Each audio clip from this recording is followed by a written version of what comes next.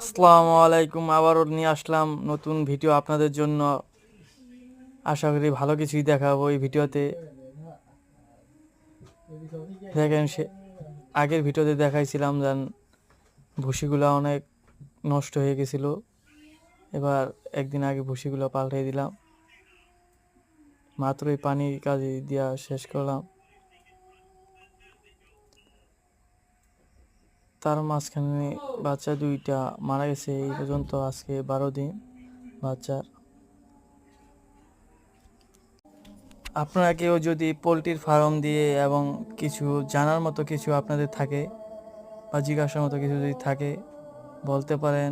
অবশ্যই যেটুকু পারি সাহায্য করবো আপনাদের, ইনশাআল্লাহ। মাশাআল্লাহ, কত সুন্দর বাচ্চাগুলো দেখছেন। সবাই দোয়া করবেন এবং লাইক, কমেন্ট, শেয়ার, সাবস্ক্রাইব করবেন।